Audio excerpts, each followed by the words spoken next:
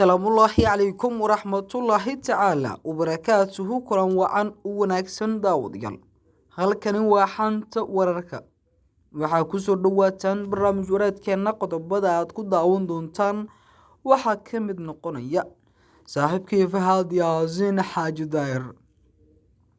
oo madaxweyne xasan sheekh maxamuud ku weheliya safarka Asmara maxay tahay ujeedada kulan safarkaas barnaamij wareedkeena ayaan kugu soo gudbin doonaa daawadayaal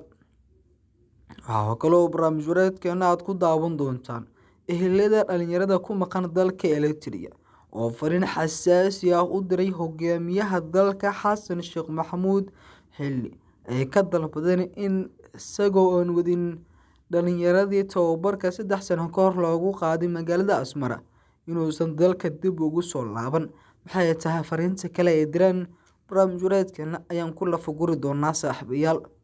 waxaa kaloo aad kaga bogan doontaan barnaamij wareedkeena inta hawada ku jiro wax walba aad ugu baahan tahay socdaalka xasan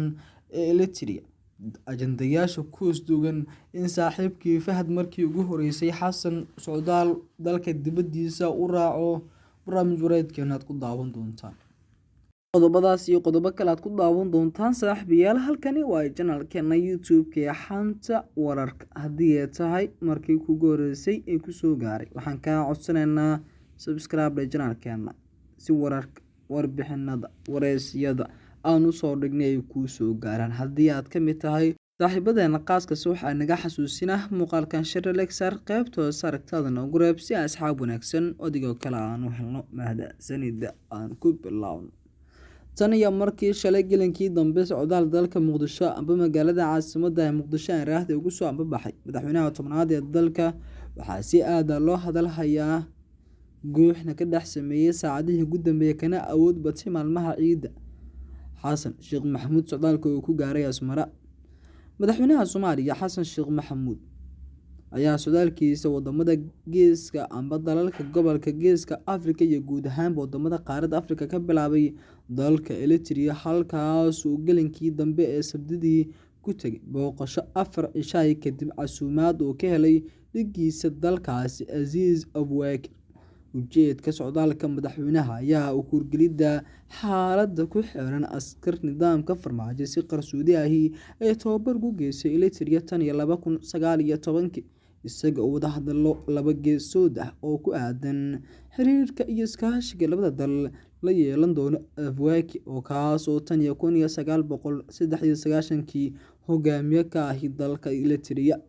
safarka madaxweynaha waxaa ka soo muuqday mid ka mid ah saaxiibadii hay'adda nabad sugidda sirdoonka qaranka Soomaaliyeed ee aad ugu dhawaa agaasimihii hore ee Fahad Yaasiin Xaaji Daahir kaas oo lagu magacaabo Cabdirasaaq Maxamed Xaaji Maxamuud Cabdirasaaq Eritrea oo ka mid ah saraakiisha heysay malafka ciidanka ku maqan dalkaas buddig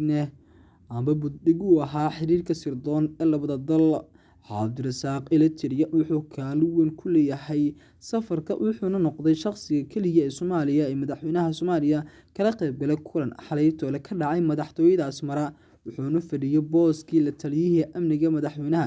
iyo kii agaasimihiisa ee safaaradda Abu Dhabi iyo Ankara oo ah caasimadda dalalka Turkiga iyo Imaaraadka Carabta Cabdirasaaq Eritrea wuxuu ku baraarugay amba ku barbaaray Asmara oo qaxooti ku ahaa muddo dheer wuxuuna ka mid ahaa safarkii Fahad Yaasiin Xaaji Daahir bishii February sanadkan ku tagay beledweyne wuxuuna raadinayay kursiga Hoob 274 kaas oo dib ugu guuleystay habdhowraha golaha shacabka Maxamed Cabdulaahi Xasan Nuux sidoo kale xoguhu waxay sheegayaan in ay jiraan saraakiil kale oo qayb ka ahaa shakhsiyaadka aadka ugu warqabay xogta askarta oo madaxweynaha ku heliyay socdaalka kuwaas oo ka mid ahaa saraakiil u dhawaan dalacsiga agaasimaha hay'adda NISA Mahad Maxamed Salaad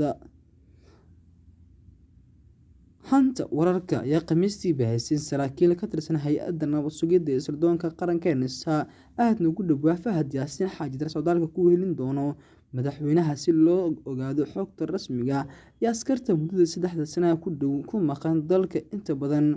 dunida ka go'doonsan ee Eritrea dhalinyarada maqan oo markii la qaadayay loo sheegay in la geenayo dal la yiraahdo Qatar kuna yaala Aasiya ayaa la filayaa in markii ugu horeysay maanta la helo aragooda, kuwaas oo madaxweynihii hore Maxamed Cabdilaahi Farmaajo 23kii Maash ama May sanadkan 2022 uu tiradoodu ku sheegay 5,000 oo askari. Ha yeeshee xogo hore oo soo baxay sheegayeen in tiradoodu ay ku dhowdahay 7,000 oo askar ah, kuwaas oo tababar loogu qaaday dalka Eritrea si ay qayb kaga noqdaan ciidamada xoogga dalka noocyadiisa kala duwan. Isku soo wada duube, hadalhayn aad u xooggan ayaa ka dhalatay socdaalka Xasan Sheekh Maxamuud uu ku gaaray Asmara shalay gelinkii dambe, taas oo guux aad u weyn ka sameysay iyada oo lagu micneeyay Xasankii banaanka joogay iyo kan hadda socdaalkiisii ugu horeeyay Afrika baa Asmara ka bilaabay inay laba kala yihiin, balse ujeedada hadafku ayaa kala duwan. Maxaa yeelay Eritrea waa dal ay ku maqan tahay dhalinyaro Soomaaliyeed kuwa oo tababar loogu qaaday lana filayo malafyadooda in dib loo soo celiyo. Weli waxaad daawanaysaan barnaamij wareedkeena saaxiibayaal, halkani waa xanta wararka. Haddii ay tahay markii kugu horeysay kusoo gaaray daawade, waxaan kaa codsanaynaa subscribe channelkeena, sidoo kale gambeelka furo si warbixinada wareysiyada aan usoo dhignay ay kuu soo gaaraan. Haddii aad ka mid tahay saaxiibadeena qaaskaas, waxaan naga xasuusinaa muuqaalkan share like saar qaybta sartadna gureeb mahadsanida. Dhanka kale, madaxweynaha Soomaaliya Xasan Sheekh Maxamuud ayaa u ambabaxay Eritrea shalay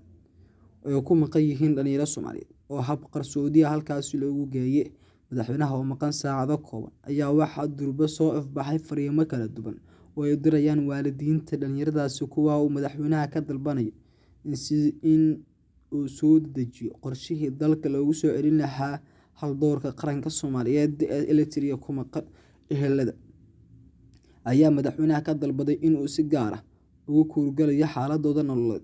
oo muddooyinkii ugu dambeysay laga deerinayay sababo la xiriirta cunto xumo daashatay. Waalidiinta ayaa maamulkii Maxamed Cabdilaahi Farmaajo ku eedeeyay inuu afduubtay wiilashooda isla markaana aanu ogeyn halka loo qaaday, waana tan sababtay in muddo badan war iyo wacal laga waayo halkii ay jireen iyo cirib iyo jaan dhinaca ay dhigeen.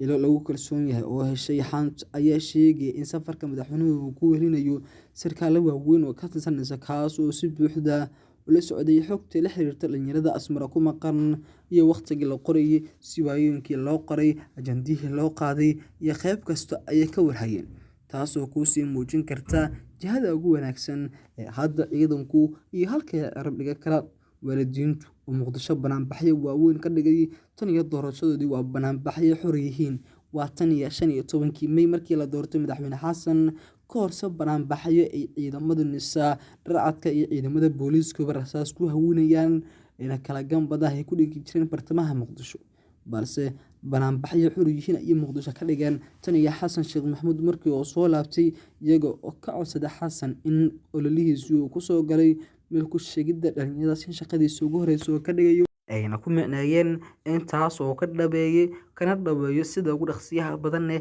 dhalinyarada inta noolba gudaha dalka loo soo celiyo, iyagoo sheegay inay ka sabri doonaan inta dhimato haddii si sax ah dowladda federaalka Soomaaliya u saxisay. Isku soo duub, waxaa jira waalidiin geerida caruurtooda ku bixiya lacag ka badan 5,000 oo doolarka Mareykanka, taas oo ay siinayeen malafyo boobayo dhacaya hantida, taas ay ku micneeyeen in ay kasoo dhex waramayaan amba u dhexeynayaan xogta waalidka iyo wiilkiisa. Si kasta haatee, waxaa jirta hooyo wiilkeedu ay bahala cuneen, sheegideeda geeridiisiin bahala ay cuneen xerada tababarka dhexdeeda in ay kaga baxday lacag ka badan 3,000 oo doolarka Mareykanka, iyadoo warbaahinta kula hadashay bartamaha magaalada Muqdisho. Waxaa jira waalidiin geerida caruurtooda loo soo sheegay kuwa aan nolol iyo geeri aan ogeyn ugu wardambeysay markuu Muqdisho ka baxay, una sheegay inay Qatar u socdaan halkaasna ay ka noqon doonaan booliis suga amniga taageerayaasha soo buux dhaafin doona Qatar horaanta bilahan soo aadan ay dabeeqada sanadkan ama bilahan soo aadan ee November iyo December. Guud ahaan waanagi inta daawadayaal barnaamij wareedkeena aad ka daawanaysiin channelkeena YouTube-ka xanta wararka. Haddii ay tahay markii kugu horeysay kusoo gaaray, waxaan kaa codsanaynaa subscribe channelkeena, sidoo kale gambeelka furo si wararka warbixinada wareysiyada aan soo dhignay ay kuu soo gaaraan. daawade waa ku mahadsantahay daawashada muuqaalkan, waxaynu madalaha muuqaalkan kiisa xig insha Allah. sidaas iyo amaan Allah nabad galiya daawadayaal.